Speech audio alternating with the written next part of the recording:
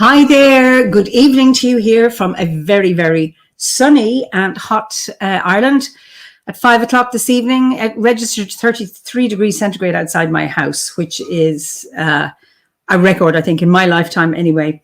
So good morning to you, good afternoon, wherever you are in the world. It's just lovely to see you, and welcome to another Fireside Chat, brought to you by the Order of Bards, Ovids and Druids. So just type in your names. I see Johanna, I hope I'm pronouncing it, from Sweden, and Sylvain.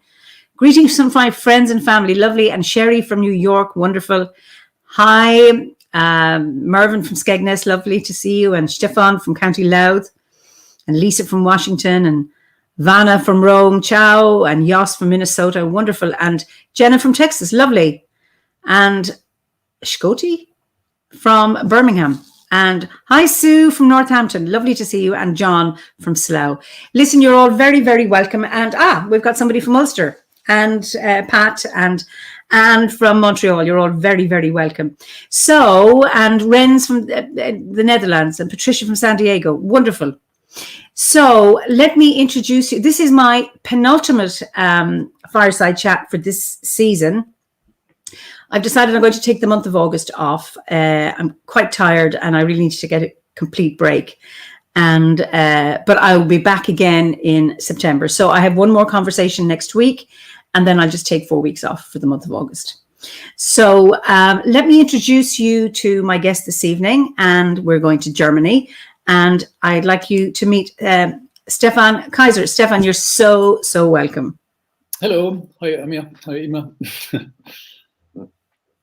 So you are, thanks Blake, who tells everyone deserves a break. I do, and I hope I will enjoy it. So Stefan, tell us where, I know you're in Germany, but tell us a little about where you are. Yeah, so I live in Wiesbaden currently. So I come from the southwest, originally from Worms. What diet is? I remember reading about the diet of worms in history. That's right. Martin Luther were there. That's right. And this, yeah. But now I live in Wiesbaden near Frankfurt because I work normally in Wiesbaden. I'm in my home office for more than a year now. Okay. So, yeah. So I'm working in the banking industry in Frankfurt as a consultant. So how does banking? How does that blend with druidry? It's, let's say, it balances it, I think. Yeah. So I think it was my whole life this way. I had this professional necessity to earn money.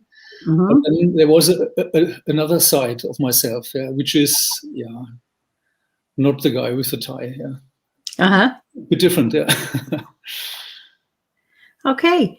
So tell us, what's Wiesbaden like in terms of landscape? And yeah, it's, let's say, a city founded, let's say, it really grows 100 years ago, yeah, in the Jugendstil time, when during the industrialization. But it is, let's say, an old Celtic town even, yeah. There are hot springs. It's a bit like Bath in England. Oh, lovely. There are many hot springs, and there is forest around the city. It's actually quite a nice place, yeah.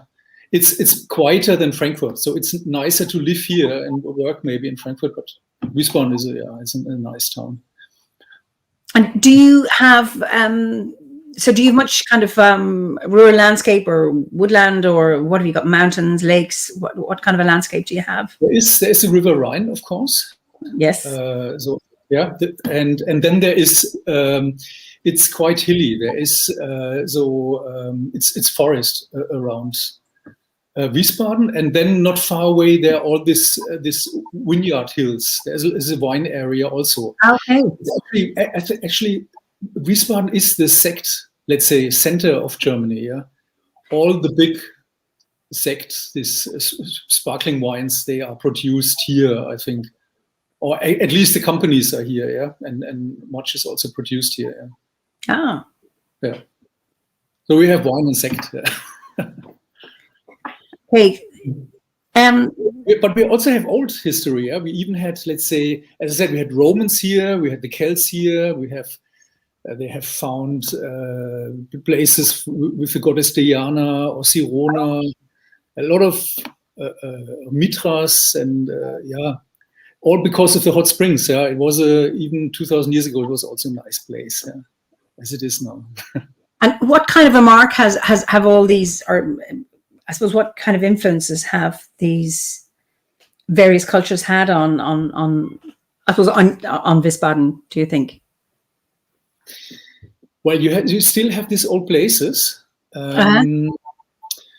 It's a good point. I think the character comes more really from the wealth which was made more than 100 years ago during the industrialization. Yeah, I think this is the main spirit. Yeah, there are all these old houses built, let's say, in 1900 around this. Yeah, so this is the main spirit. Yeah, opposite of Wiesbaden is Mainz. This is more a medieval city.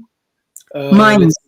Mainz, yeah. So Mainz, yeah. This is the other, and on the other side in Wiesbaden, it is more, let's say, it has the flair of the industrialization, but not, let's say, a negative one. It's more, let's say, a lot of beautiful houses from this time. Yeah. So it's this old Celtic stuff. Yeah, of course. Yeah. If you, most people are not quite aware of it. Yeah. But let's say, but as a Druid, of course, yeah, I'm looking for this, and there's much to see or find out. Yeah. So, are there any special Celtic sites there near you? There is one place, and let's say a wall from the Roman times where there are still lots of reliefs. How do you say? Yeah, reliefs. Yeah. Where you can see, let's say, old Roman figures, or there is, and in the museum you can see this carvings of Sirona, and so this you can see, but it's not so much. It's actually on the other side of the Rhine. There is, let's say, there was a former temple of Nemetona, and her. Nemetona, yeah, Nemetona, yeah. So she is. Yeah, she is in Sirona. So Sirona and Nemetona from the Celtic time, they have several springs and temples, and there's really on the other side of the Rhine, there's even a valley, which I would say is the Valley of the Goddess. Yeah, there's a place, there's a former temple of Nemetona, and really on the other side of this valley, there is now they have built a grotto for Mary. Yeah. So there is this other aspect of the goddess, yeah, the Christian aspect of the goddess, yeah. On the one hand side, on the other hand side is Nemetona, yeah. And there you really feel it, yeah, that this is a valley of the goddess, yeah. That is so beautiful, because we don't have any temples to the goddess, but in Ireland the goddess is embedded in the landscape.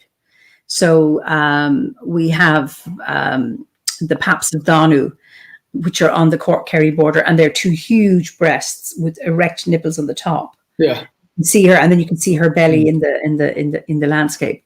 And so we don't actually have temples or man-made things. She's actually there in the landscape, except for Mary, because you'll find these little grottos everywhere in rural Ireland, on country roads, at crossroads, and things like that. So it's an interesting contrast that you have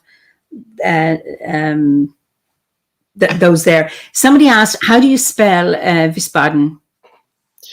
It's spelled Wiesbaden.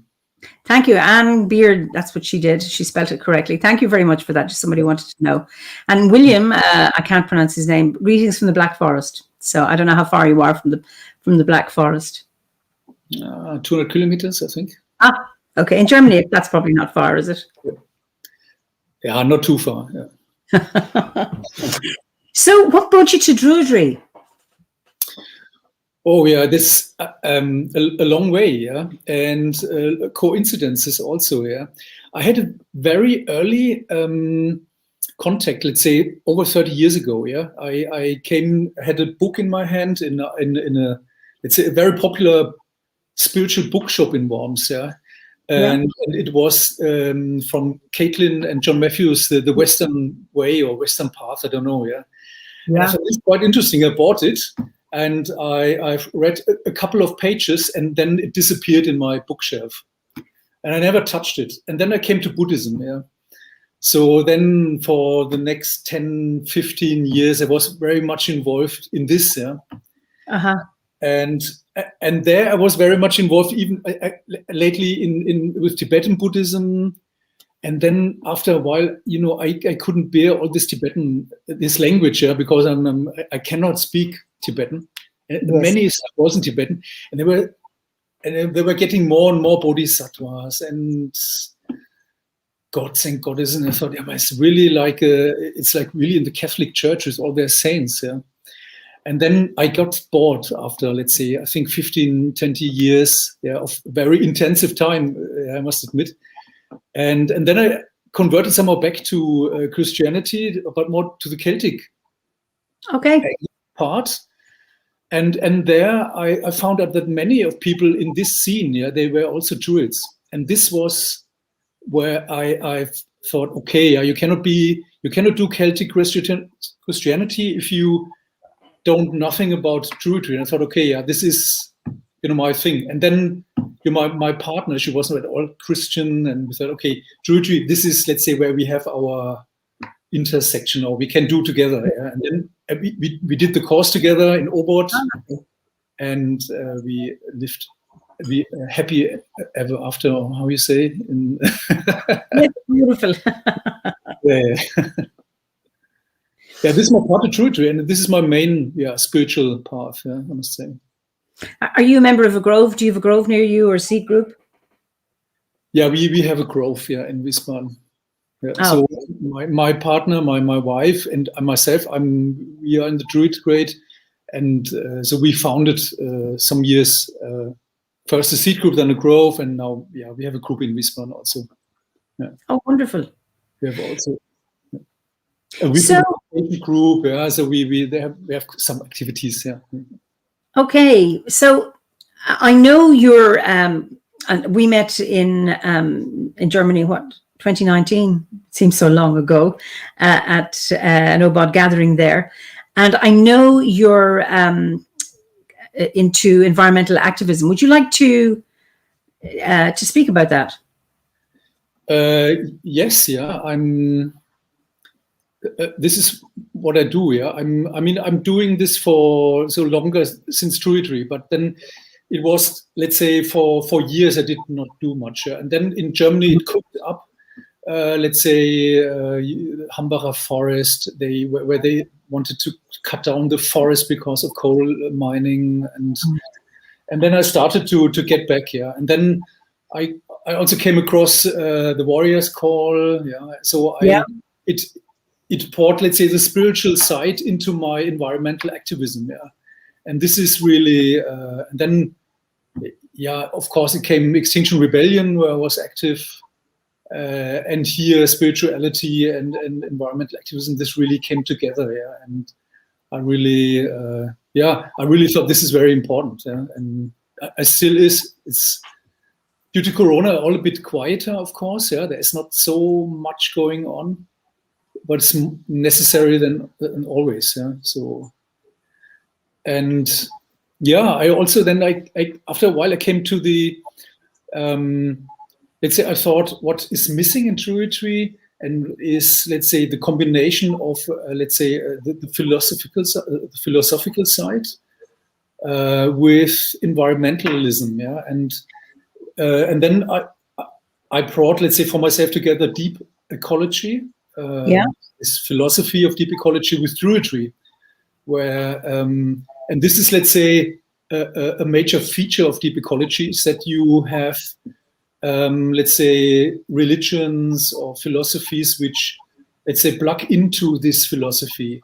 They give this what they call level one. They have different levels, and the level one is the, let's say, the philosophical or spiritual side, and it joins into the philosophy. And I thought, we don't have this really in Druidry, and let's say by comparison with other religions, there's eco-Buddhism or eco-Dharma, there's eco-Christianity, eco-whatever, yeah. And I thought, okay, so we need eco-druidry, yeah. So, and I tried to formulate it out a bit, but it's still very much at the beginning, yeah. So I know there is, let's say, we need, let's say, this, and it totally fits also, yeah. There is the druid philosophy, spirituality, which really fits into deep ecology very good, yeah. So this is what I also did next to being on the streets, yeah, in Berlin or wherever. This is in your activism. Yes. Yeah. Can you just expand for our viewers on, just broaden it out a bit, unpack it a bit more, what eco-druidry is for you? It is, let's say, it gives the big picture, yeah, for environmental activism, yeah. Of course, we all know it's necessary. We go out the street, we do it, we fight for climate or against climate change and all this, or fracking in England, what the warriors do. Yeah. But it connects us also with other spiritualities, yeah, by, let's say, plugging into deep ecology, which is, as I said, as a main feature, it is open to that spiritualities, religions, philosophies plug into it, or but this we can also learn from it. Yeah, for example, let's say Jonna Macy. Yeah, she the work that reconnects. Yeah, she is a Buddhist, and she brought this concept, which is very much also aligned with our cycle of the year. So she brought this concept into deep ecology. And it is so fitting for us too, yeah. So,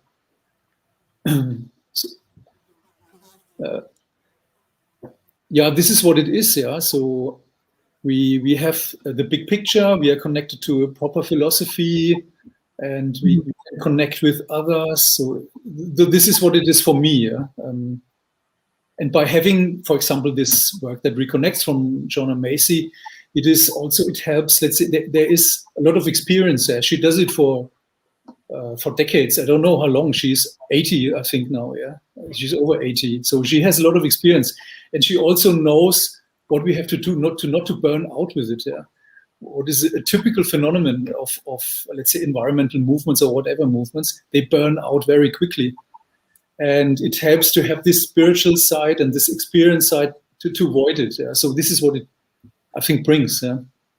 I remember watching her because I've been using her work for many years on a course I teach in development studies. Well, I used to teach. I've retired now from it, both in Africa and here in Ireland, on development studies, human development.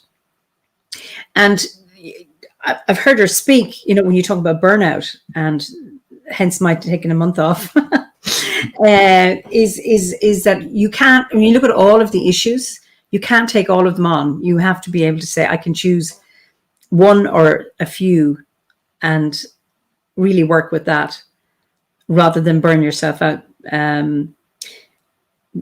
How would you feel about that? Yeah, absolutely. Yeah, you cannot do everything. Yeah, it's exhausting because it's not so friendly what you do. Yeah, and the reactions you get. Yeah, you fight against windmills. It's difficult. Yeah, if you get, let's say, arrested, or if you're on the streets, and even inside the movements, it is stressful. Yeah. They're not always nice people, and they are, let's say, the different backgrounds, and then you say a wrong word which is not politically correct, yeah, then you get a shitstorm, and there are not clear hierarchies, let's say, there are not management structures. Everyone wants to speak and can speak. Mm-hmm. It's like the Extinction Rebellion. Yeah? There is a lot of struggle going on because there are no clear, let's say, responsibilities. Yeah, so everyone can found a group and say, so I do this, I'm responsible for this, and said, okay, but you're not speaking for me. And then the trouble starts. And this is in all movements. And so are you still involved with Extinction Rebellion? Slightly. So I have withdrawn a bit, but I'm still active in the Faith Bridge in Germany, in the German Faith Bridge, where, let's say... Sorry, the German what? The Faith Bridge. What's the Faith Bridge? A faith. It's like a religion, yeah? Yeah. It is, let's say, a nice picture. It's not only a bridge between the religions or spiritualities, but also it is actually happening on a bridge. So last year, for example, in October, we had a blockade on a bridge with people from the Faith Bridge, and here we had actually kind of a druid ritual. Yeah, so we combine. There are, let's say, people from all sides, yeah, and we let's say thought how do we organize what we do here, and we want to do a ritual kind of thing, yeah. And there were no good ideas, but because I had a lot of good ideas, because I thought, okay, let's do something with the directions, the elements. They get polluted, they get destroyed, the air gets hot, and then we had, let's say, this druid part, but this very good combines with the work that reconnects. This circle very much. Yeah, it's very also elemental, and is also reflects a bit the circle of the year. Yeah. So, for example, when you think of the accepting your pain. Yes. I think, yeah, it is the winter part, I think. Yeah. Only actually, no. It starts with thankfulness. Yeah. And the thankfulness is, of course, let's say west, the autumn part. Then you accept the pain you have, this winter, and then then come the next two phases, and it's totally fits. It was really perfect for our thing, and so this is what we did, yeah, and all loved it, yeah. So everyone could, and every, let's say, religion or spirituality had a direction. There was a Buddhist side, a Christian side, and this was what was nice. It was very nice. Yeah. That is beautiful. There's some interesting comments here from Blake. Bridges are wonderful symbolism for the cause. In addition, the layer of it being liminal space adds such a wonderful magical power. Yeah, right. Yeah, totally. Yeah. And Anne says, how fascinating to have a bridge as a real symbol for this initiative. Beautiful to make connections visible. And then Sylvain says, it's really hard to get humanity to see past greed, long enough to care about Earth and her inhabitants. I believe the eco-movements will prevail over the corruption of humanity, no matter how long it takes. Your work, Stefan, is paving the way for a much better future and a new beginning. Mm-hmm. And then somebody called Healing Art. Yeah, I burnt out at Occupy movements that threaten change. Movements that threaten change are targeted from the inside and without. Absolutely exhausting. I mean, I think, these movements are led by human beings, and,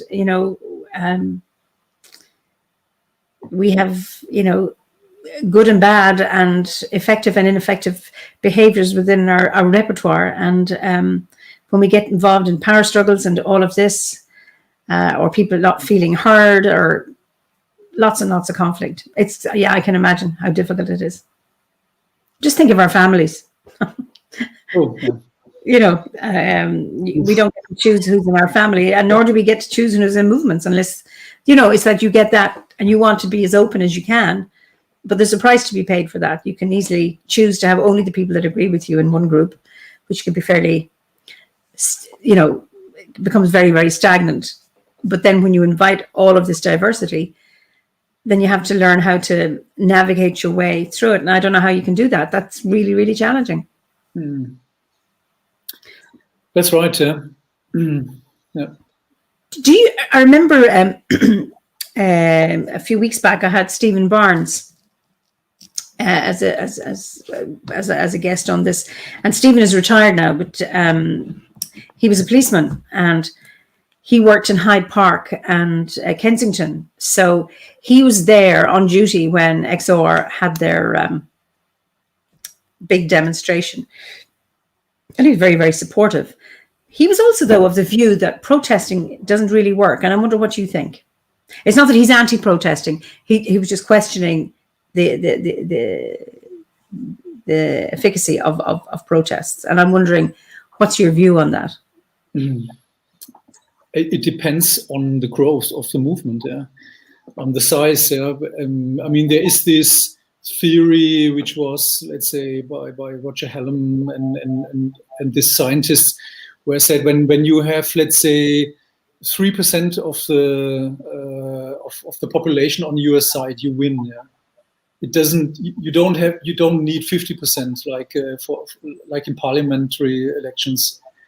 It is enough. And when I think it had an effect, even Extinction Rebellion, I think due to Corona and inside conflicts, it's smaller now. But it had an effect in France. They have actually took up the idea of these councils, these independent, how you say in English, civil councils, or how you say, or this, where which will get, let's say, the power to decide on environmental action, and they have actually done it. So, and the idea came from, I think, from Extinction Rebellion, and in the beginning of Extinction Rebellion in England, they had. The government in Britain, they announced the climate emergency. So there was, I think, and even maybe the larger movement, Fridays for Future, I think they have a lot of power and influence. So I think it brings, if you are only 10 people and you won't change the country, you might raise awareness in the town you live, But in the size we had for Fridays for Future, Extinction Rebellion for a while, and then I think it has an effect. It's really interesting. My stepson, William, who passed 2007, he was involved. He was an eco warrior for years, and he spent 9 years at the Nine Ladies Stone Circle in Derbyshire, trying to protect it from a quarry. And they actually succeeded at a time when it was very, very difficult to do that. Now they won their campaign just maybe a year after William died, but that was interesting. That and it was really interesting. These, of course, there's good and bad people, and there's conflict, and there's also things that work really, really well. But they, lived in the woods and created sky rafts where they had 3 months' supply of food if they if they were going to be taken away, or. It fascinates me, for some who can dedicate their lives to that and throw their lot in, and he was one such person who could do that. But I think they're heroes. They're heroes. Yeah. And unfortunately, he didn't live to see it. But it was great to see that, and it's a beautiful little stone circle. The Nine Ladies, they're tiny. They're not big monoliths, but just lovely to see it. Blake has another comment. We have such hard work to engage in, and those in the Druid community, we are often drawn to it. I suppose because we're both moved and equipped through our own work. Burnout in such hard work seems an almost certain risk. It is popular right now for people to criticize self-care as selfish. I argue that it is vital. If we do not take care of our own spirits, how can we continue to help work for the benefit of others? Would you care to comment on that? I think he's totally right. I know as a psychologist and as a psychotherapist, obviously we're there supporting clients in terms of caring for themselves, but there's a huge emphasis on self-care because you are no good to anybody if you burn out. Absolutely not. Yeah. And it can quickly happen, of course. There was one nice thing, that even druidry helped me at one part. There was, it's maybe coincidence, of course, but I believe it had an effect. We had in 2018, I believe, they wanted to cut down a forest, as I said, in Hambach Forest. Yeah. And then we, let's say, did a magical action with the druid, let's say the OBODs in Germany. We let's say we had a visualized a circle around this forest, and we consecrated it as a grove, as an OBOD grove, forest. And a day or 2 days later, it even, they stopped the deforestation, and judges said they didn't say it's not allowed anymore. Yeah, so stop it. Yeah. And so it was a victory on let's say, a full-blown victory. Yeah. So we put it under the protection of Nemetona, we consecrated the forest, and this is also what the warriors do. Yeah, this is their way of activism. They, instead of how you say this, sacrificing, or no, how you say, you can consecrate and you do the opposite. You can deconsecrate.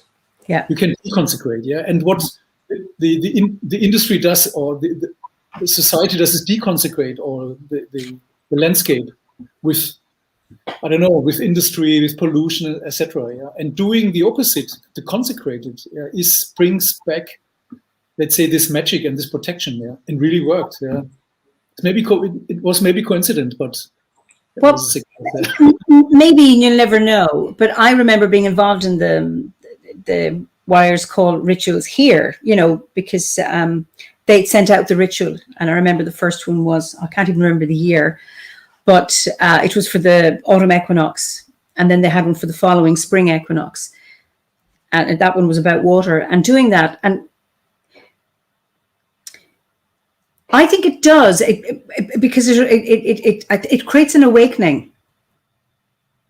And there's also the sense that it gives you some kind of agency. And but when you say that things have stopped as a result of a ritual, I think there's magic there. I mean, we attribute lots of things to different things, but I'd never underestimate the power of ritual to create change. I mean, if you believe in the power of prayer, and many people do, and of course the opposite, negative thinking also has an impact. But when we can focus on what it is that we want, like to consecrate as opposed to deconsecrate, I think we cannot underestimate its power. Yeah, that's right. And also it's a grounding, even when we get very, very helpless about the destruction to the landscape, or you have developers coming in to build whatever it is they want. Having ritual, I think, is a very, very grounding process to keep us connected with the earth, even if the development still goes on. But there's something also about our connection to the earth that I find really reassuring, to be able to do ritual like that. Yeah, right. I think it also, it is not only, it is a kind of magic which, let's say, from a rational point of view, also works.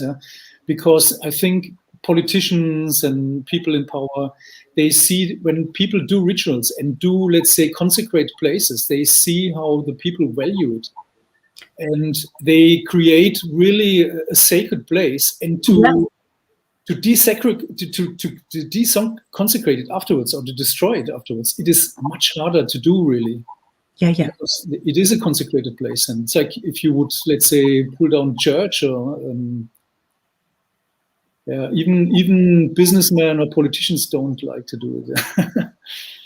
No, and I suppose it's about creating the awareness that woods and places in the landscape are sacred places, just as temples and churches and cathedrals are.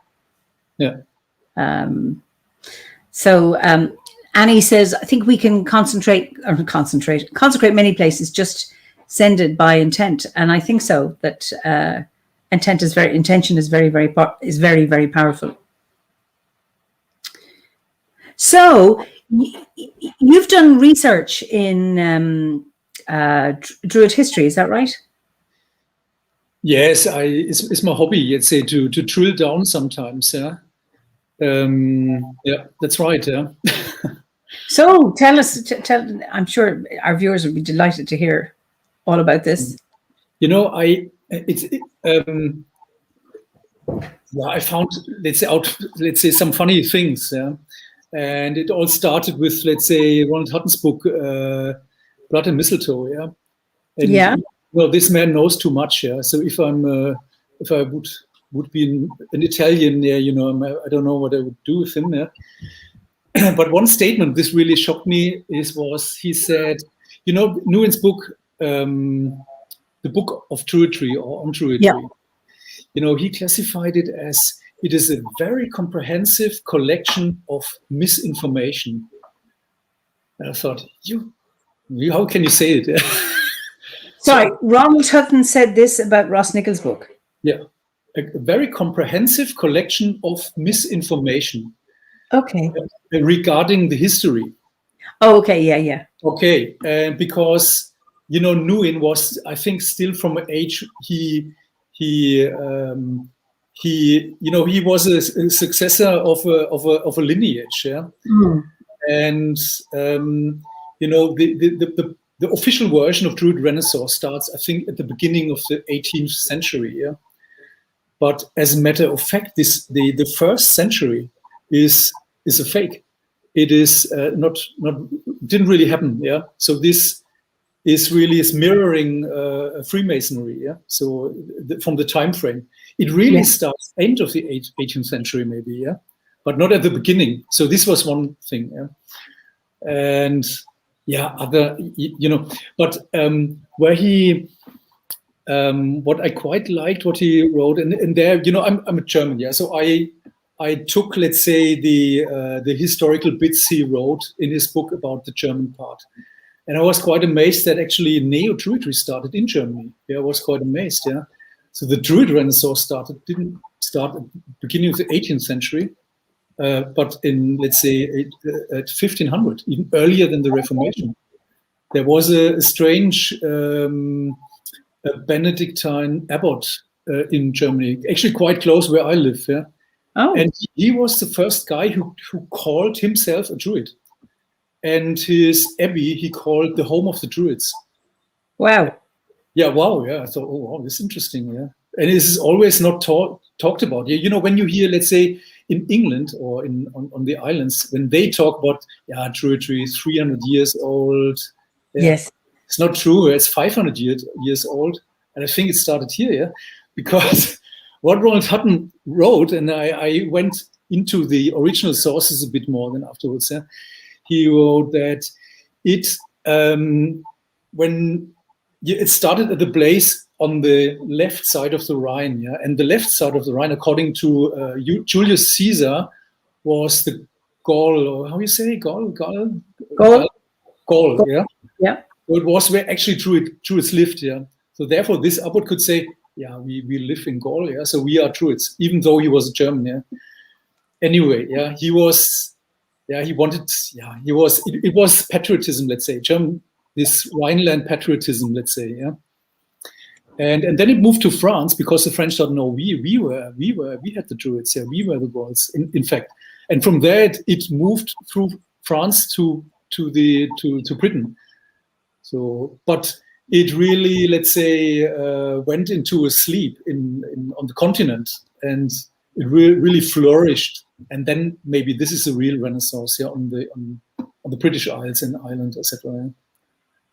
Well, you see, many here would say it never died out here in Ireland, that it kind of went underground, and that many of the Druids here, when when Christianity came, when Christians came, that many of them became Christian monks and nuns, and so you had that Celtic Christian church here, that not Roman.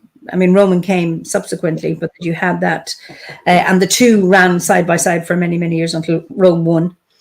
But that we had our bardic schools right up to the 1700s. And then you would have had, I suppose, we had our Brehon laws. I mean, they were pre-Christian. They were, wait a second now, they were, I think, about 700 years old when Lyra, the last pagan high king, wanted to have them written down. So according to one story is that he had so many people, including St. Patrick, to write them down. And those Brehon laws were used, and they're very, very progressive legal system, one of the most progressive in Europe, particularly for women, until the 1600s, until the penal laws. Our colonial masters introduced the penal laws and removed the Brehon laws. So we had Brehons, which would have been a druidic role, and then we would have had healers. And there's lots of Irish names in the Irish language to describe healers, herbalists, prophets, seers. Phila is the Irish word for poet, and that would be the word we would normally use to describe a poet. But what it means is it means a poet seer. So the divinatory aspect.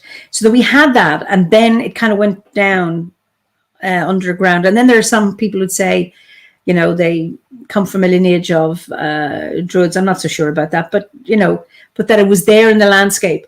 So when I've never had to hide the fact that I'm a druid here in Ireland, and I taught in a Roman Catholic seminary for many, many years. People say, oh, they're always fascinated because somehow it touches something beneath the surface. So even though, well, Roman Catholicism has really lost its influence here because of all the shenanigans in the last 20 years, where up to that it had a really firm hold on the country here. But you could talk about druids, and there's always a fascination because somehow it touches something, some place within, either in an ancient memory or a consciousness. So it didn't really die. So I'm claiming we're here longer than you. Just not bragging. I'm not. You say 1500.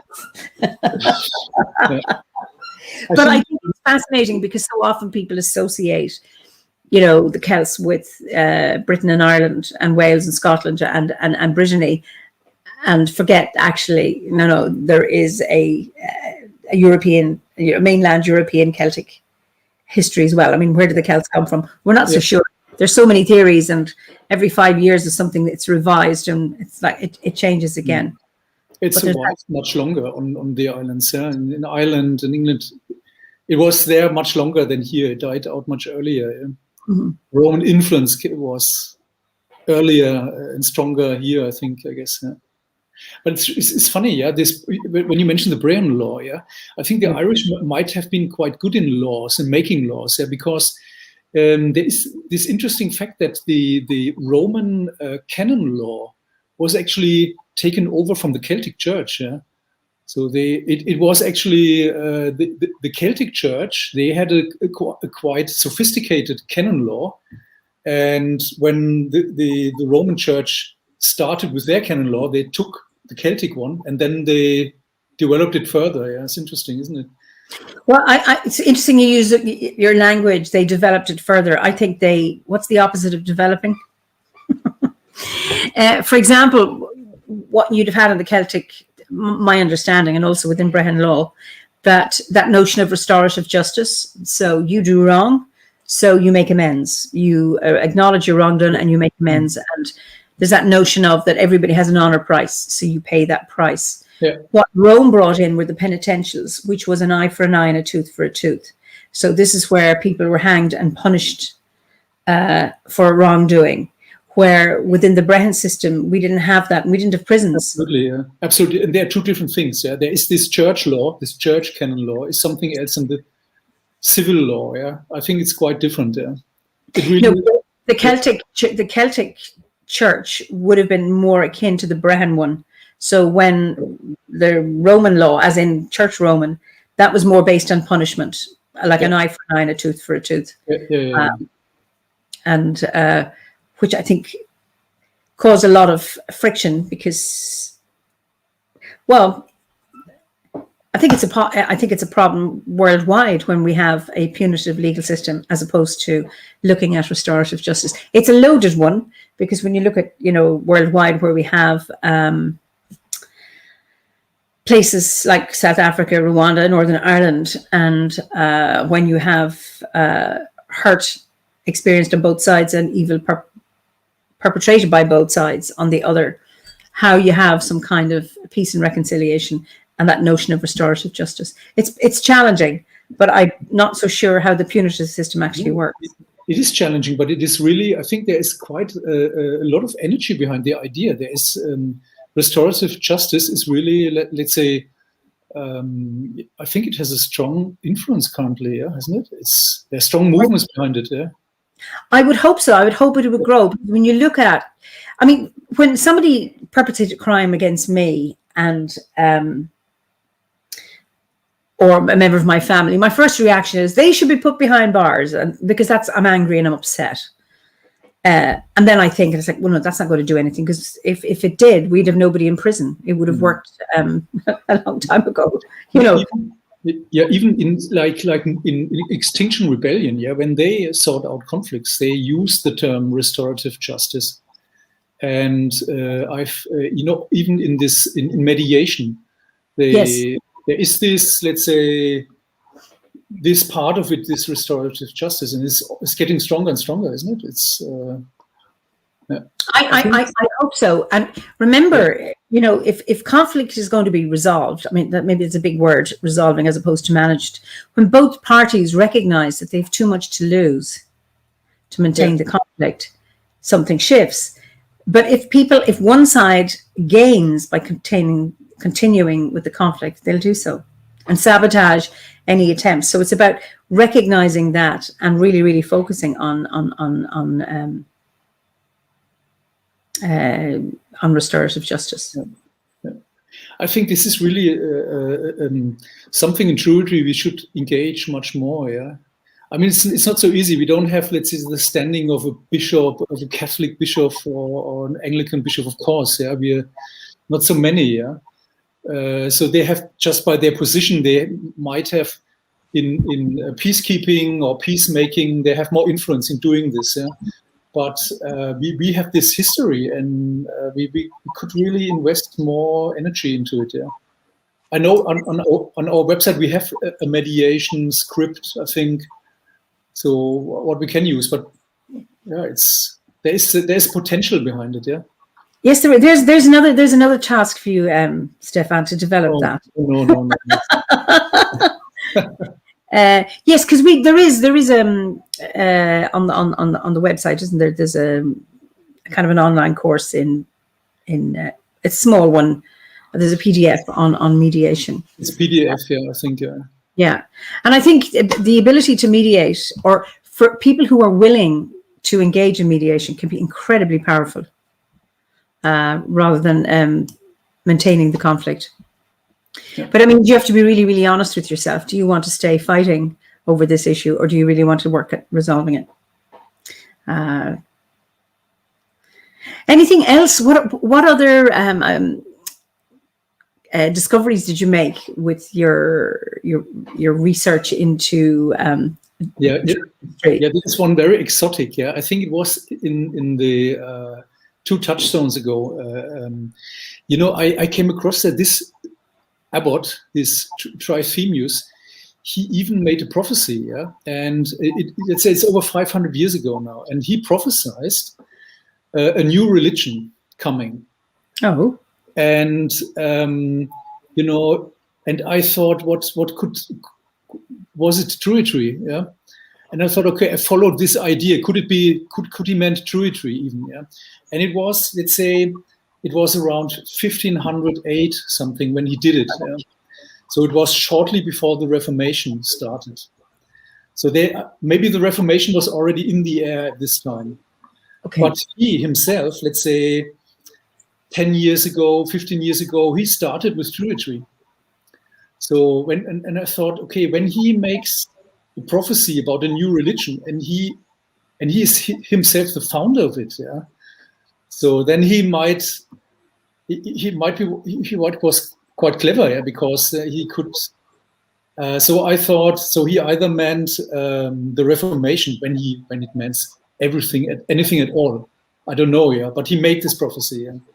And it could be the Reformation, but I thought, okay, this is a new religion. It's just a new sect within a religion. It's a new group within Christianity, but it's not a new religion. But druidry at this time would be a new religion. So I thought he prophesied it as a religion.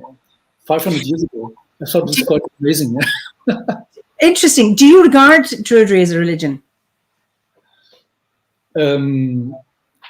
I regard it as a lot of things. Of course, it's different for everyone. Yeah, for me, it's a religion, it's a philosophy, it's a culture. It's a lot. Yeah, I think it's a perspective to say what it is. Yeah, or a personal decision. For me, it's also a religion. And now it's also, of course. Yeah. What makes you call it a religion? What's your understanding of religion?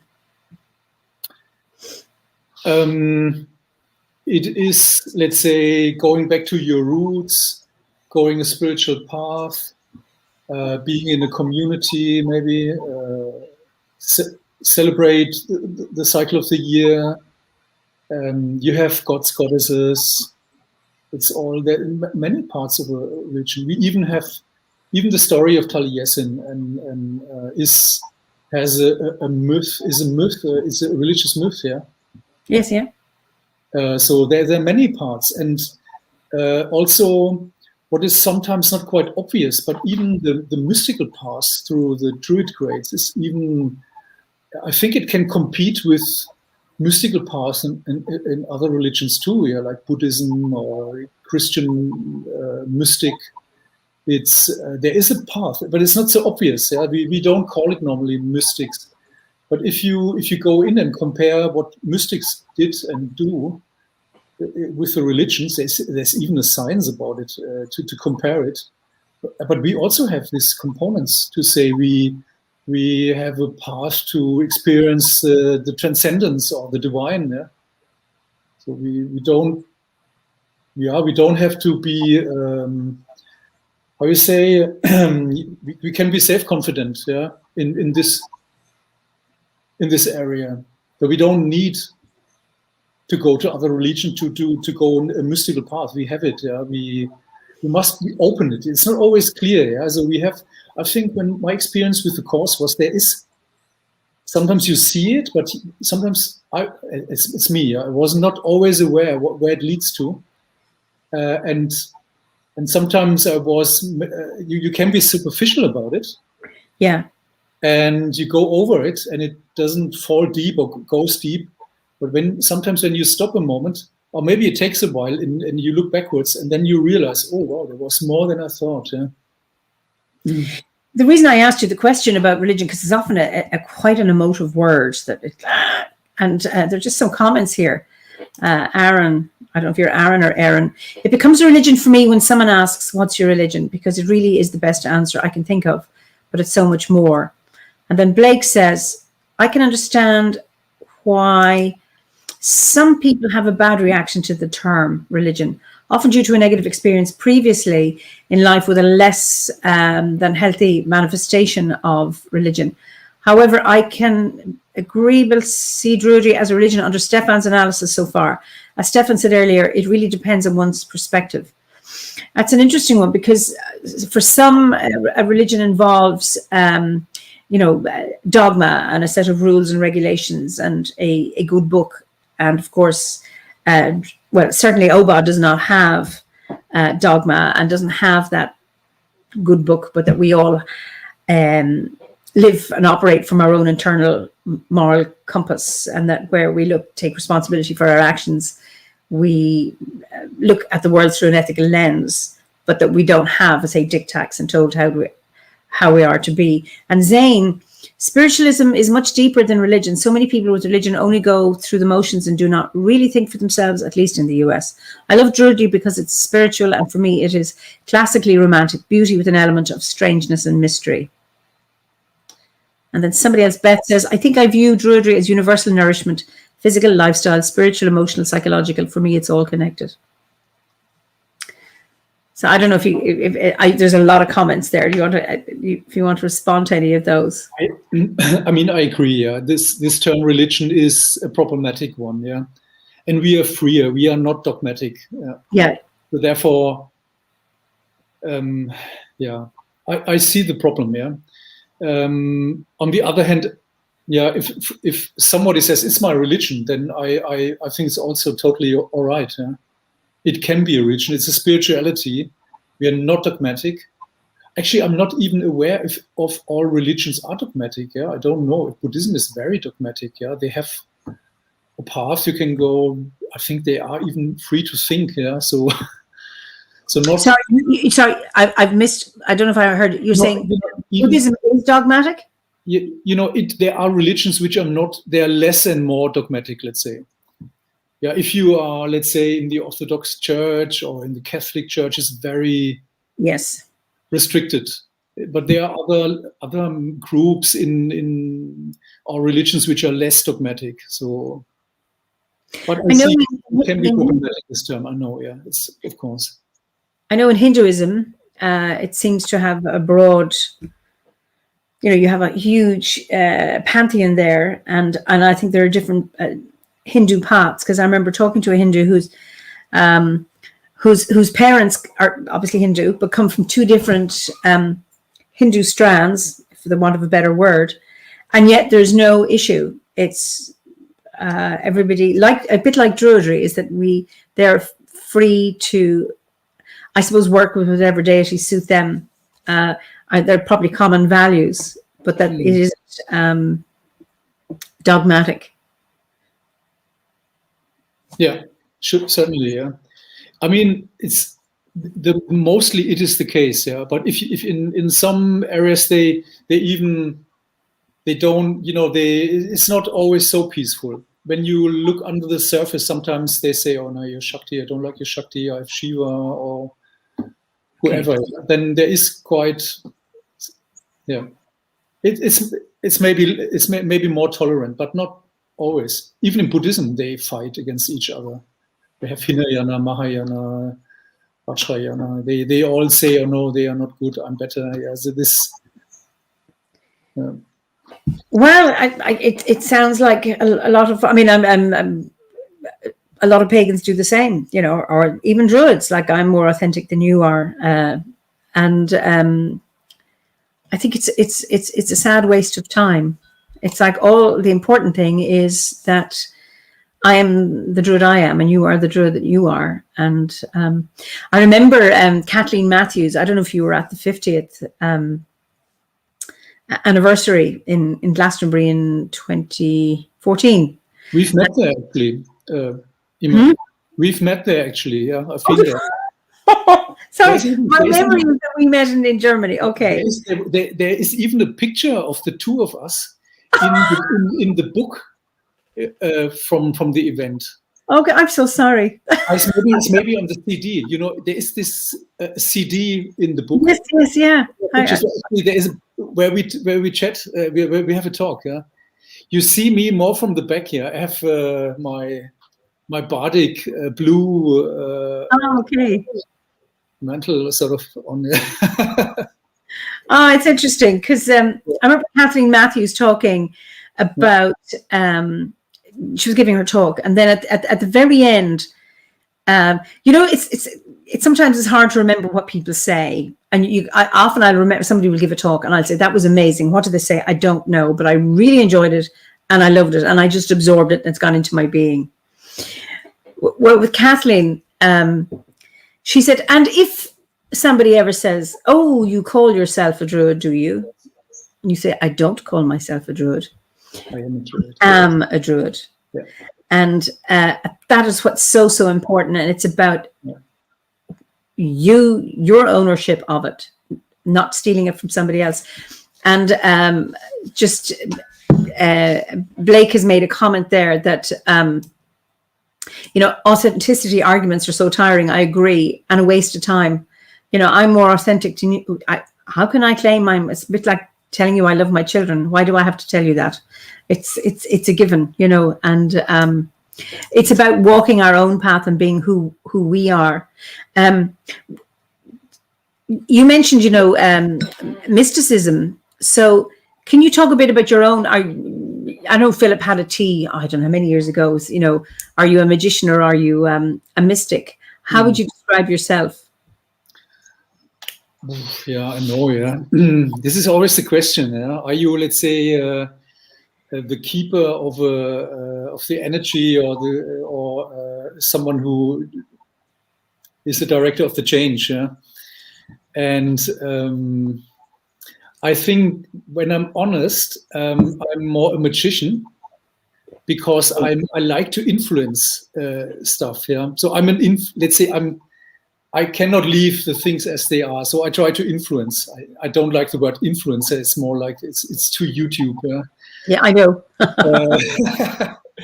But I feel, let's say, personally, also as a mystic, because I go into I'm looking for the experience.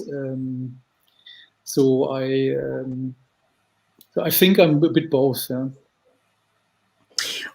When you think of your mystical experiences, can you share, what would you say has been the most profound mystical experience you've had that you'd be happy to share?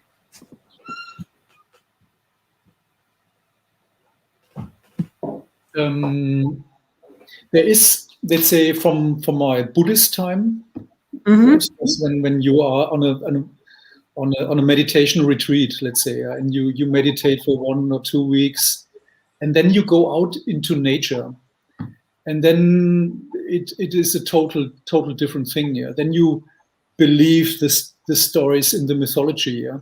There was this, there is when for example Buddha was born, yeah, and he walked in the forest as a baby. He could directly walk, yeah, and wherever he put his feet, there came a lotus flower out of it. Yeah. So I thought, okay, nice story. Yeah. Okay, nice. Yeah, it's mythology. Okay, it must be this way. Yeah. But then when I went out after, let's say, a longer meditation routine and went into the nature, I could really feel it. Yeah, because everything was so magic. Yeah. A flower, a tree, was all like, oof, yeah. This was a mystical experience. And another one I had was also in nature, because I try to get these experiences, let's say, when I do it, maybe in meditation, but in fact I more get it in nature for whatever reason. Yeah. Maybe I need it to condition myself to then get it later. Yeah. I don't know. Yeah. But when in this valley I just told about this valley of the goddess. Yeah. Yes. On the other side of the Rhine. Yeah. I really, when I came into this valley, I could feel the presence of the goddess. It was really the case. And then, so this was a mystical experience, I think. And then I made a prayer, and this prayer it fulfilled a couple of days later. Yeah. And this was a very personal experience. My father was he had Alzheimer's for a couple of years, so he was close to his end, let's say. Yeah. And then I prayed, let's say, and I asked so to the goddess, so when she thinks it's time that he goes, then it is okay now. Yeah. Yeah. And 2 days later he died. Yeah. Wow. Yeah. Wow. Yeah. It's very moving. Yeah. It's beautiful. Absolutely beautiful. So you mentioned hobbies. What other hobbies have you? Apart from family and druid hobbies, or I mean, it's interesting. You're the only one I've met who's actually referred to druid hobbies. So I'm curious about this. So please elaborate. Yeah. As I said, I follow strands in druidry. Yeah? This was this historic thing. Yes. And there was also, let's say, Caradwin's trunk, for example. Yeah. Go on. So her brew, how you say brew? Yeah. Her brew, yeah. The brew, yeah. Okay, yeah. Right. So and then this was a very please don't tell anyone what I tell now. Yeah. Okay. It's my secret. So I only share it with you. Yeah. So don't go out with it. I came across with this Amazon shamans, yeah, and their ayahuasca drink. Okay. And I read a bit about it and read a book, and I thought, wow, this is amazing, yeah. So there are so many parallels, yeah, between about Caribbean's brew and what they drink. There is this shape shifting, there is this gaining wisdom and oneness, horror trips even, yeah. So what Taliesin or Koyan experience was a horror trip basically, yeah. And this is what they experience sometimes too when they drink it. And I thought, wow, this is amazing. Is this Caribbean's brew? Yeah, what they have? And then I said, okay, I must try it. And all my friends told me, you're mad. But I said, okay, no, I give it a go. Yeah. So I had it twice. And the first time was really, I had only the side effects. Yeah. No vision, no oneness, only the dirty side. Yeah. So this wasn't very nice. Yeah. And the second time, it was also not very nice. There was also a bit of a horror trip part of it, but then I gained also this insight bit also, and this visions. But it was also, I thought afterwards, it was not, let's say, responsible for me to do it as a father with kids, etc. I thought, no, this was not very. I don't do it again. Yeah, but I think I got, let's say, a taste of Caribbean's brew, indeed. Yeah. There was a part of it. Yeah. I didn't have shape shifting, but I think this unfriendly getting of insight, this unnice, unpleasant, let's say, it's not that there is not a silver tablet and you get this wisdom. You get it punched in your face. Yeah, you get it, and you cannot stop it. And this wasn't nice. And I think it was a kind of a Taliesin experience, yeah, when he ran away from Carrickman. He couldn't say, okay, it's okay now, yeah, so can we please stop it? Yeah, no, you get it, if you want or not. Would you be happy to share those insights that you got? Yeah, one very drastic one was, my kids, they have this, let's say, electronic babysitter sometimes, a tablet. Yeah. Yes. And I could really see how in this how you say, in this moment, yeah, where they get drawn into a dangerous, evil world. Yeah. Yes. And this was, I'm not too moral person. I'm just a normal guy, yeah, with all goodies, baddies. I have my fun, yeah. But here, and I have also let's say, a big conflict that they use it, a tablet. But here I could really see that they get drawn into a world. I have no control over it. And it really frightened me, what I have seen in this moment. So this is what I also saw, all these funny color pictures. There is this ayahuasca art where they paint what they see, this funny patterns and colorful patterns. I have also seen this, but the inside bit, this was what was very rural. Which was very what? Rural? Well, no, this was very this was a bit frightening. Yeah. Okay. Seen, yeah. It's interesting. I hadn't come across. You're the first person to articulate this to me. That notion of a journey with ayahuasca or any of those teacher plant medicines, as like being chased by Ceridwen. Because when you think of Gwion Bach, what it was like shape shifting in order to protect himself, and as soon as he thinks he's okay, he's not. There she is in another form, ready to nip him or whatever it is. It's a fascinating experience. So you won't do it again. No, I had enough. Yeah. But it's interesting, and I think it's like often insights, and some of the best lessons are the hardest lessons we've learned, that we pay. It comes with a price, that we've paid a price for whatever the insights we get. And in some way, that's a good thing. It's that, maybe wisdom, insight doesn't come to us easily. We work for it in some way, or it comes through struggle or some kind of trial. It does, yeah. And it's sometimes painful. Yeah. Yeah. Mm. So, so you're working as a banker. No, I'm not. Actually, I'm working as a consultant, as a business consultant. But I work for banks, let's say. It's my business, my industry, let's say. Okay.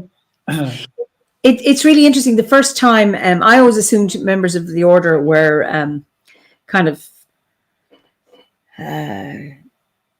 nature-based people. And I remember the first, I went to a healing or ritual and meditation workshop in Glastonbury with Kate and Barry Riley. Were doing them at the time. Now Matt McCabe and Penny Billington do them. And I remember this was my first time in Glastonbury, and I was there the day before and walking down the street, and I was waiting to see people with pointy hats, because to me it was just like Diagon Alley for any Harry Potter fans. And then the next, and I thought, oh my God, this is just such a strange place to be. And then I went into the Chalice Well, which is where the workshop is, and I put my head in the door, and I saw these ordinary people who were dressed normally. And I thought, oh, this is the wrong place. And then Kate or Barry, hello, are you here for the ritual? And I said, yes. Am I in the right place? Yes, I am. And then I discovered people who were into computers. They worked in computer industry. They were bankers. They were this. And I thought, oh my God, these are ordinary people who deal with machines and deal with technology, and they're druids. So it was just a fascinating discovery that there's that the technological world that helps things tick over, and then there's this other piece. And I remember,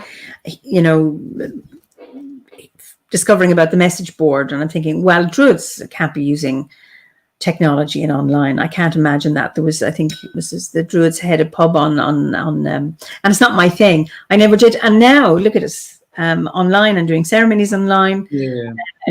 It's fascinating. And I think Blake says, I think a bit of our effectiveness for positive work in the world is that we are spread across so many sectors of life for day jobs. I think that's so true. I think it's lovely that it doesn't matter what your day job is, but that there's that commonality of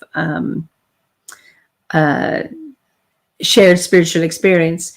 And there's Floriana says, what Stefan shared with us made me think he could find this core shamanic research on digitalization interesting. She's actually put in a link there that you may be able to, that you can look at afterwards. Yeah. So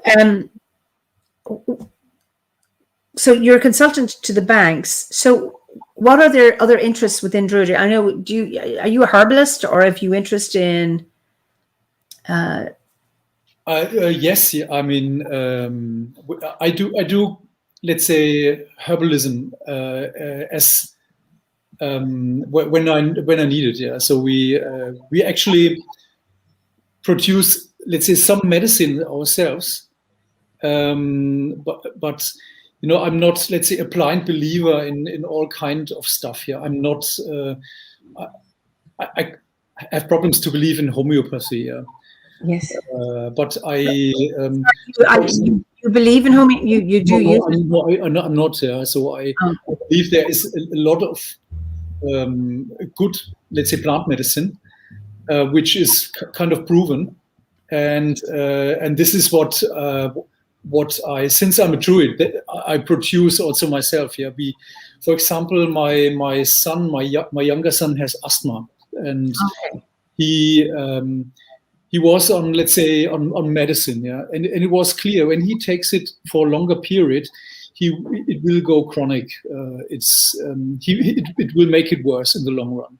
It is good in the short run, but worse in the long run. So I thought, okay, we have to do something. And then we found out that, let's say, frankincense is good and other herbals. And then we started to brew our own medicine, frankincense oil, and it really helped. So we could reduce and then leave away all the rest, and he's better than ever. Yeah. And so and all kind of medicine we brew now. Yeah. So how do you do that? Do you make teas, or do you make tinctures like with alcohol, or how do you do it? Mainly with oil, actually. So we use oil to extract it. To extract it or cook it in, or make oil which you can put on your skin or take it as drops. So for your son, I'm just interested in the asthma. I'm not suggesting anybody else with asthma try this, but I'm really curious because I use homeopathy as well as I'm a herbalist too, and I have found homeopathy at times really, really good for certain things and not for others. So so with the frankincense, so you're using the essential oil and you're putting in. Were you working with the actual resin? No, with there is an extract, this Borrelia serrata extract. So it is not the essential oil. It is but it's a concentrated powder. Let's say, it's in the resin. There is the percentage of this Borrelia serrata. It's called. It's not very high, So, but you can buy an extract where there is 65% normally. You can buy. And this is what is used in medicine, In India, for example, they give it people with asthma. And there was even a professor in Germany who tried it out with asthma patients, and he found out that really it reduces, let's say, the appearance of asthmatic. How you say when it happens? The asthmatic attacks, yeah. Yeah, the attacks, and so it reduces the frequency of attacks. And it reduces the impact, the how strong it is in the end. So it works on both sides. It reduces frequency and so I found out what they use, and then I bought it, and we You do it yourself. Yeah. Beth Amos says black pepper essential oil is the one I swear by for my asthma. So it's an interesting the different possible remedies for all of these things. And I think it's wonderful to have I suppose a collection of resources for your own health to be able to take care of yourself when you're sick. I mean, that's not to say you don't go when it's necessary, to professionals, but I think it's lovely to be able to have some agency over how you can take care of yourself. Yeah. That's true, Yeah. Okay, so do you have a daily practice?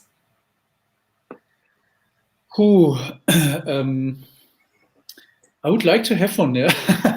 I'm not meditating daily. I did it before, but I'm not doing it at the moment. I think on a daily basis I read spiritual texts. Okay. This is what I really do daily. And I'm in a network of people where they share on a daily basis, let's say, spiritual things. So I would say this is my daily practice. Maybe, Do you have a book that you'd recommend? You say, a spiritual book that you would recommend, or is there one that you're taking with, that you're reading currently, that you actually? How much time do we have? Oh. No, I think there are so many books. Depends what one has read. Funnily, I got recommended a book from Christianity. It's from Julian of Norwich. Oh yes. She's a woman. She has a male name, but she's a woman. And I also in parallel I read the Bhagavad Gita. It was recommended to me, so I read it. As I said, I'm universal mystic. I read Julian of Norwich.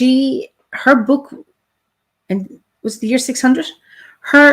She was the first woman to have a book published in English. Yeah. And she lived in isolation. She lived in I think in a tiny cell. Yeah. So and she had a window, and she communicated with the community, and they gave her bread through the window. But she spent her life in that, a bit like a COVID pandemic, isolation, and she spoke through the window to people. Yeah. Which I just find. Well, she's amazing. I think she Fascinating. lived 600 years ago. I think 1300 something she lived, I think. Yes, it was 600 years ago, not year 600. So her book, but it was a woman, yes, and her book was published in English. Yeah. And it's amazing what she has a totally different view on Christianity, because she says things like, God, she had a near-death experience, you might know, yeah? And at this moment, she got this huge mystical experience in this time. And in this mystical experience, she found out that God is male and female. So there is God and Goddess. Wow, yeah. And that even, how you say, pleasure or lust is from God. Yes. So, I mean, it's not Catholic, I think, as far as I know, yeah. So there is this pleasure part, she said, it comes from God, yeah. It's not anti-God or whatever you say. And all these things, this positivity, this Michael Fox kind of Christianity. Yes. You mean Matthew Fox? Matthew Fox, sorry, Matthew Fox, yeah. Yeah. I mean, she is, I think, quite in line with Matthew Fox from an idea. She doesn't believe in even she at this time, she didn't believe based on this mystical experience, in original sin, but more in kind of an original blessing, or in this Catholic Augustine sins crap is she's quite opposite, and that is I quite like. Yeah. I love that. Somebody mentioned way back, but I wasn't able to attend to it, is Pelagius was an early Christian here, and he traveled, and he had, who was he fighting with? Who chased him to the, I think Pelagius means he who journeys, but he didn't believe in original sin either. And I don't know, was it St. Augustine had a big row with St. Augustine. Yeah. I think he met his demise in Jerusalem or something. But it was, again, just to bring that back, I can't remember who made the comment around Pelagius, whose a big thing was around his denial of original sin. And I just love that notion of Julian of Norwich, that it's an original blessing rather than an original sin. I logically, it makes no sense to me that babies are born with original sin on their souls. That's. Yeah, I mean, there is certainly something, we have certainly our shadow sides. I think it's not about this. There are evil deeds in the world. There are people doing crazy stuff. Yeah. So there is this part, but it's maybe not. It's not our core. Yeah. It's I think this is what Pelagius, I think, meant. He didn't really deny sin as such, but he didn't say we are not originally. Let's say from our origin we are not sinful. We are made, let's say, as godlike. How you say in the Yes, I like that, because I've come across this notion that, I mean, here we are talking about sin and we're druids when we don't have a list of them. But that notion of sin as it's not you doing evil deeds, but it's turning away from yourself. And I think it's turning away from the divinity within yourself. That's so that notion of a original sin, we're born with an original blessing, but when we turn away from ourselves and our own divinity, then things tend to, I suppose, go awry. And that's maybe a positive view of looking at evil, or when people do things that are not so good. There's hope, yeah. As somebody says here, wait a second, we'll have a look. Sin means to miss the mark. It's an archery term. I think it speaks to inherited trauma. I wonder, do you have a view on that? Inherited trauma? Yeah, sure. It is, when we have a bad conscience, yeah, it is maybe, it is also, isn't it? If you have this trauma, if you have bad conscience, this is a symptom of depression, yeah. And so it is so sin is another word for a bad conscience, and this feeling of, what you say, you're a psychologist, how you say it? It's if you make yourself, if you blame yourself, yeah. It is when it is a symptom of depression, yeah. And getting rid of it is a therapy kind of thing. So even this bit in the church, when they let's say take away sins, is an antidepressant thing. But what they did in the end was, let's say, too much sin stuff. Yeah, if you suffer from this bad conscience and you get healed from it, then it's what the church, or what is good about the idea. Yeah, but then there can so many bad things happen around the idea. Yeah, so absolutely. And you know, that notion when Jung talk about I suppose the biblical thing is, if you, what is it? This is an incorrect quote because I'm not a very good biblical scholar. You know, if you do evil, if your one hand does, you cut it off, or you cut off that bad part of you. Where Jung talks about, befriend your shadow, embrace it, and through that you're aware of it. So when you are aware of it, you're less likely to act out of it. Yeah, you have to accept it. You have to. You don't have to. Denying it is not. It doesn't make it better, really. No. It doesn't heal it. It's absolutely. So, what has been your greatest achievement? Ooh, in druidry or in life? Anything in life. Oof. Well, it's I don't know. It's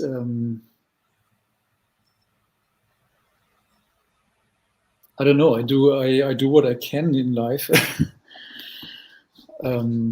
Well, I have a family, yeah, so I'm happy to have them. Yeah, 3 kids. How old are they?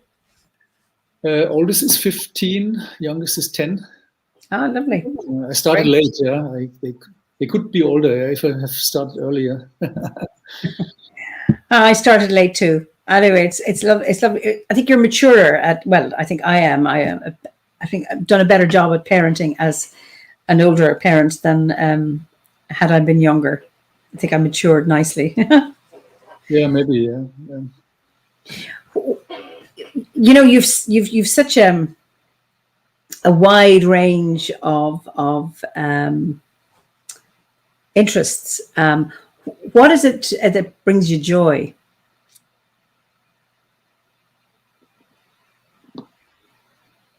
I love to, let's say, to do the teaching part also, to give, let's say, to you know, we have a druid group here, yeah. So, and we have a weekly meditation group, for example, yeah. So when I instruct meditation, I you know, so this bit I really enjoy, yeah. So, I mean, meeting the people also. I mean, the let's say in druid life, yeah. So I have also private enjoyment, yeah.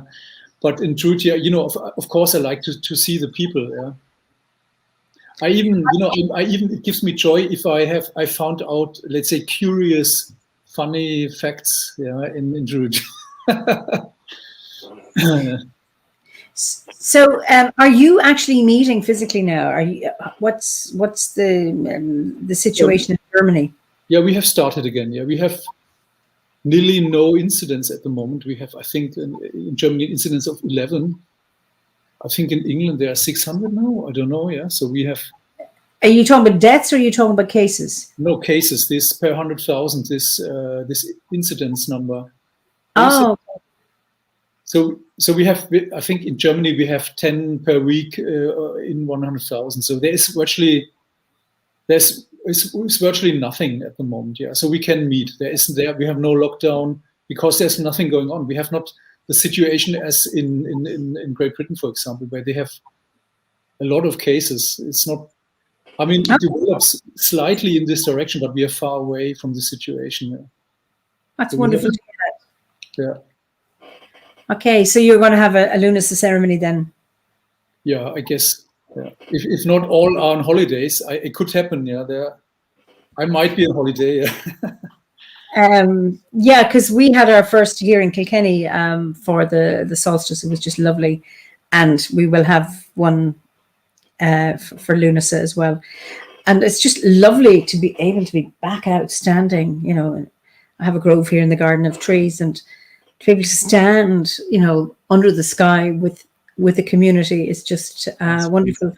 Stephanie says the US is bad again with cases per day.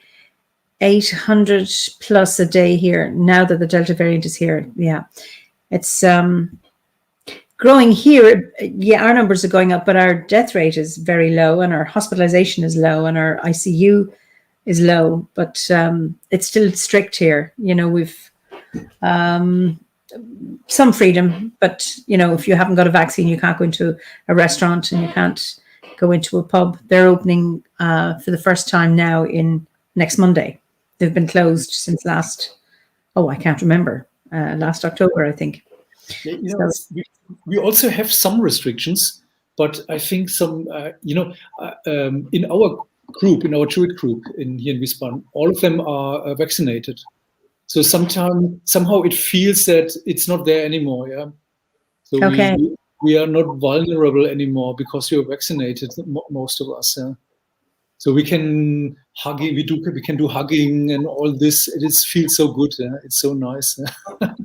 Great, it is. It's lovely. And the thing is that I know with the UK, you know, people who have been doubly vaccinated are getting the Delta variant. So you don't seem to have it anyway in Delta. Oh yeah, we have it. We have it. Yeah, I think 50% of the cases are Delta. Okay. Now, yeah. Okay, great. Therefore, it will rise. We will have the fourth wave in autumn, I guess. Yes, so many people are predicting that. But it's, you know, at the moment we are very, let's say, even if it's doubles, yeah, from 10 to 20, it's still nothing, yeah. So it's still very low, yeah. But there will be a moment when it's over, I guess. Yeah? Let's hope. Yeah. Yes, Blake says, sadly, people who are fully vaccinated in the US are getting the Delta variant. It's true. Anyway, it's one of these, I suppose, really hard. I mean, this is my first big world challenge, you know, because I didn't experience a war. I'm too young to have lived through wars or anything like that. And this is it's a really interesting, unknowing place to be. And it's great to hear your optimism. Before we end, Stefan, you said you enjoy your teaching. Have you any words of wisdom for our viewers this evening?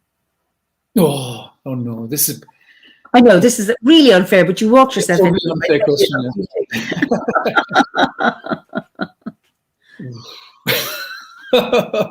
No, you got me. Yeah. Ooh. It depends in which direction. It's open to you. Wisdom is always connected to a topic, isn't it? It's for a case.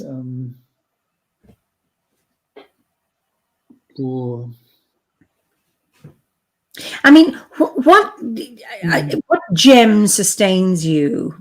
You know, what life lesson have you learned that, you know, sustains you? It is, let's say, truth and honesty. So I'm not, let's say, shy away for any truth, however uncomfortable it may be. So I'm not lie to myself with anything. Yeah? So only if your spirituality tells you something and it sounds strange, then it might be strange. Yeah? So, so this is, I think, the truth is where I don't compromise. with let's say with kindness or friendliness. I'm practicing this, yeah, and it is, there is this key conflict between honesty to people and friendliness. Yes. And so therefore you can bargain between the two. Yeah, you don't have to be totally honest to people. You don't. Yeah, but the truth to myself, this is clear, and I never. Yeah. Yeah, I think being honest with ourselves is the first one, because we can fool ourselves very, very easily. So I think it's one of the a great gift to ourselves is to be honest with ourselves. Thank you so much. And we have one more question. This is the last question I ask people is, what is your favorite, well, it's two parts. What is your favorite season? And what is your favorite ceremony, when you think of the Wheel of the Year? Okay.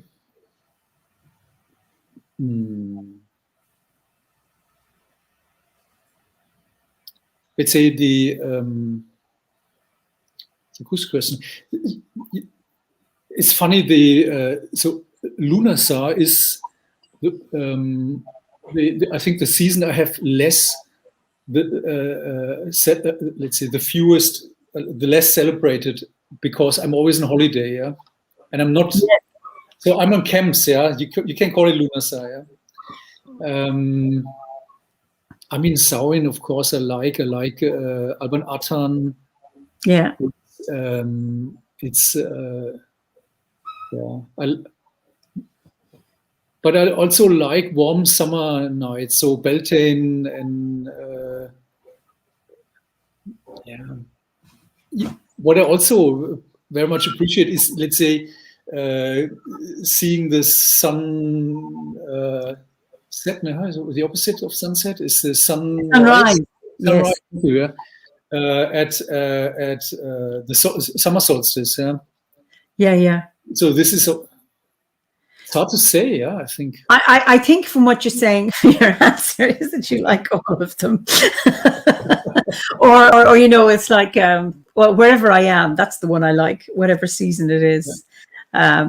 I just have to say, I normally suffer from prickly heat, and when it's really, really hot, and I haven't been aware of humidity, and yet other people are telling me how difficult it is and how exhausting the heat is. And I was cycling between 12 and 2. I'd cycle 20 kilometers a day into the market, and I'm really glowing in this heat. It's like something has happened to me, because I can suffer, because I'm very pale skinned and I can burn easily, and it's just been brilliant.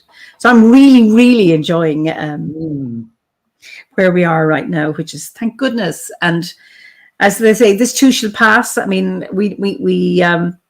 it said in May, we had a very wet and windy May. And I remember years ago, during a similar wet and windy May, there's an expression, a wet and windy May fills the barns with fodder and hay.